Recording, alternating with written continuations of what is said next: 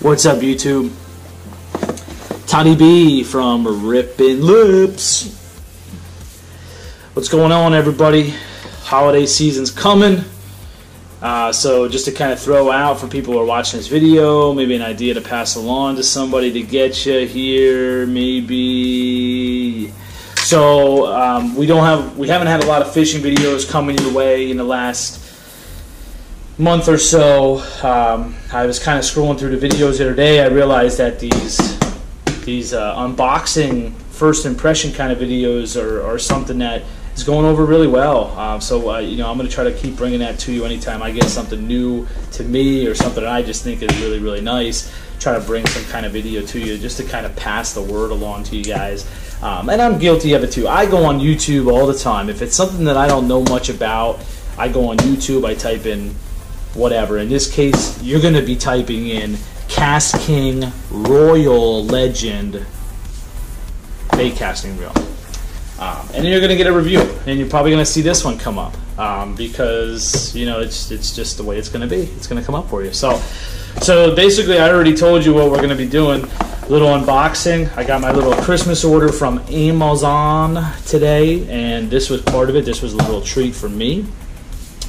Little background, real quick. Little background here. I'm not going to spend a whole lot of time on it. Long story short, basically, this rod right here is the rod I bought this reel for. This is what prompted me to buy the reel. Okay, me and Trunky, we did this volunteer day at work last week. Somehow, some way, we ended up getting these rods. There was 2 of them there. It was at a homeless veteran shelter. We were helping kind of sort through some of the sheds, kind of filtering out some of the stuff that they're going to use to donate, some of the stuff that's not going to be used, and organize the stuff that they're going to donate. But in basically, long story short, somehow, some way, we stumbled upon 2 Loomises. They're old school Loomis rods, but basically brand new. And the guy said, if you want them, get them out of here. They've been there for a long time. So we took them and ended up going to put this KastKing reel on there. Sorry, my brain shut down there for a second. But anyway, let's get into the reel. So I already took it out of the box. So let's do it. So there it is. Take a little gander. So basically, this is on the same level as the White Max, the reel I did a video on before. I have 2 videos that I've done on the KastKings for the reels that I own. I have the White Max and the Mela 2 spinning reel. I've been pretty satisfied with both, to be honest with you.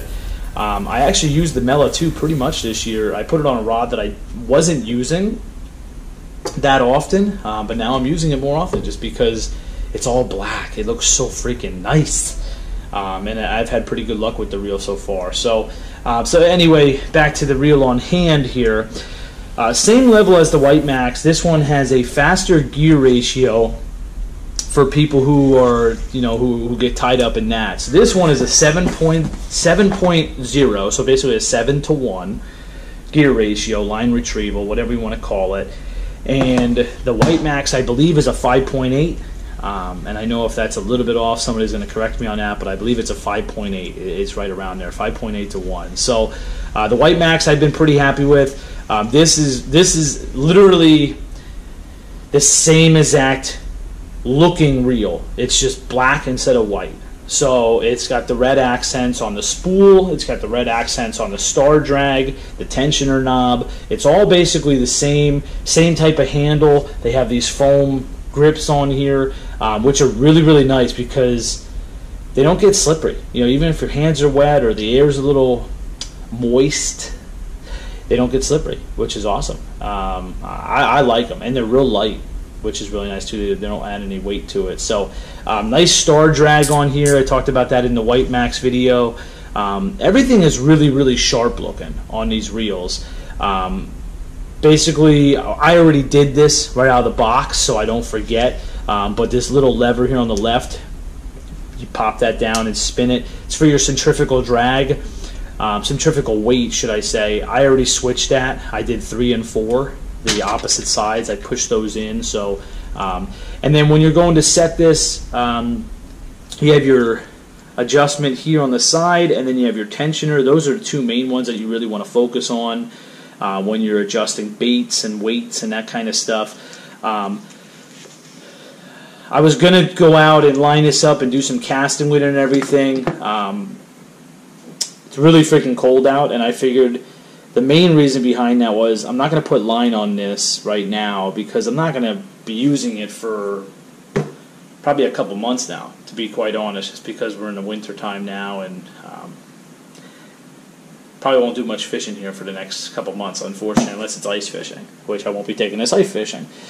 So I'm not going to put line on there. I feel like it's kind of a waste. It's just going to sit on there and not do anything anyway. So I'm not going to do that. Plus, I did that with the White Max. So I don't want to do the same exact type of video where I put line on it, go out and cast, stuff like that. If it casts anything, I will say this. If you haven't seen the White Max video, obviously go watch that first and foremost. But I will say if it casts anything like the White Max, which that's what my expectations are, since it's basically the same level, then it's going to cast fine. They cast really, really smooth.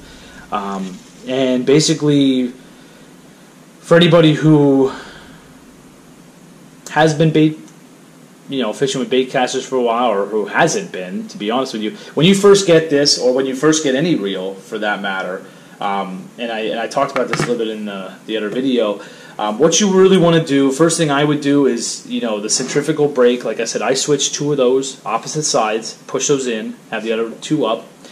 Then you can worry about the outside adjustments. So this guy and your tensioner knob. Basically, line it up, put it on the rod, whether you're in your backyard, the road, the lake, wherever you are, ponds, whatever. Put on whatever type of bait you're going to use, anything. What you want to do basically is reel the bait up. I'd probably say within a foot of the top guide. Push the button, take your finger totally off the spool, and you want that bait to fall consistently to the ground, and then that spool should stop. There should be no overrun of line. For people who want to get a little bit more aggressive, go for it. I personally don't need to.